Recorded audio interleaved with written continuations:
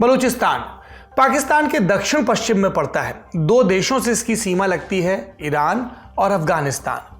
पाकिस्तान में कुल 4 स्टेट हैं, पंजाब, खैबर पख्तूनवा, सिंध और बलूचिस्तान।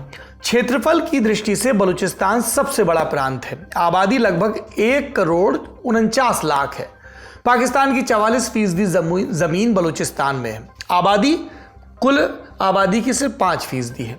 आप यूं समझ लीजिए कि ट्रेन जहां हाईजैक हुई है वहां का भूगोल पाकिस्तान के लिए बहुत संवेदनशील है। वजह, दक्षिण में अरब सागर, समुद्री व्यापार के लिए अहम।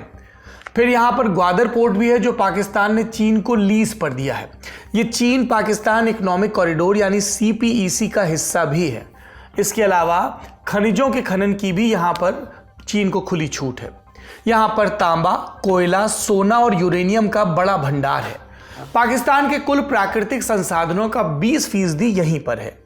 3 नौसैनिक अड्डे भी बलूचिस्तान में हैं और यहीं स्थित चगाई में परमाणु परीक्षण कर पाकिस्तान ने परमाणु ताकत बनने का दावा किया था। तो आज बलूचिस्तान खबरों के केंद्र में है। पहले ये 4 रियासतों में बटा था, कलात, खारान, लॉस बेला और मकरान। सबसे ताकतवर कलात था। 1947 में देश का बंटवारा हुआ। कलात के राजा मीर अहमद खान आज़ादी की मंशा रखते थे, यानी भारत और पाकिस्तान दोनों का हिस्सा नहीं बनना चाहते थे।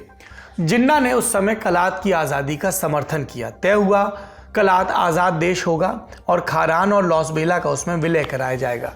लेकिन बंटवारे के अगले ही रोज़ कलात ने जब अपनी आज़ादी का ऐलान कर दिया तो हालात बदलने लगे। उन्होंने तब कहा था कि पाकिस्तान के साथ दोस्ताना रिश्ते होंगे, लेकिन कुछ ही वक्त में कलेश शुरू हो गया। सितंबर 1947 में ब्रिटेन ने कहा कलात आज़ाद मुल्क की जिम्मेदारियां उठाने के लिए तैयार नहीं है। इसके बाद मीर अहमद खान हाथ पांव मारते रहे पर कुछ हो नहीं पाया। 27 मार्च 1948 की तारीख आई। इस रोज़ ऑल इंडिया रेडियो पर खबर चली और कहानी का पन्ना तेजी से पलटने लगा।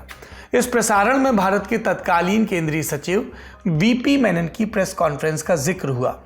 मेनन ने कहा था कलात के राजा भारत के साथ विलय चाहते हैं, लेकिन हम कुछ करने के पक्ष में नहीं हैं, क्योंकि मेनन अब सरदार पटेल के साथ रियासतों के विलय की जिम्मेदारी संभाल रहे थे। इसलिए उनके इस कथित बयान पर हंगामा तय था।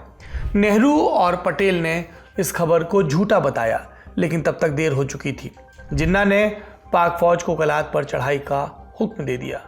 28 मार्च 1948 को मीर अहमद खान को गिरफ्तार कर कराची ले जाया गया और वहां उनसे जबरन विलय के कागजात पर दस्तखत कराए गए। इस तरह बलूचिस्तान को पाकिस्तान का जबरन हिस्सा बना लिया गया। ज़्यादातर बलोच नागरिकों ने पाकिस्तान की इस गुंडई को कभी स्वीकार नहीं किया, इसलिए पाकिस्तान की साजिशों का लगातार प्रतिरोध भी होता रहा है। इसके बाद से 1958, 1962 और 1973 में पाकिस्तान की सरकार के खिलाफ बलूच नागरिकों ने विद्रोह किया। फौज ने इसे बेरहमी से कुचला। बलूचिस्तान में अगला बड़ा विद्रोह 2005 में हुआ। उस बरस नवाब अकबर खान बुख्ती ने भी बंदूक उठाई। बुख्ती 1950 के दशक में डिफेंस मिनिस्टर हुआ करते थे। 1989 से 90 के बीच बलूचिस्तान के मुख्यमंत्री भी रह चुके थे।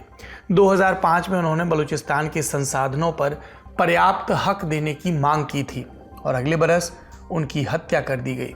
शक की सुई पाकिस्तान की खुफिया एजेंसी ISI और पाकिस्तान की सेना के हुक्मरानों की तरफ गई।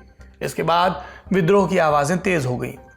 बलूचिस्तान की आज़ादी के लिए संघर्ष करने वाले संगठनों के बारे में अब जानते हैं। इनमें अहम नाम है लश्कर-ए बलूचिस्तान, दूसरा नाम बलोच लिबरेशन फ्रंट यानी BLF, तीसरा नाम बलोच राजी अजोई संगार BRAS और चौथा नाम बलूचिस्तान लिबरेशन आर्मी यानी BLA।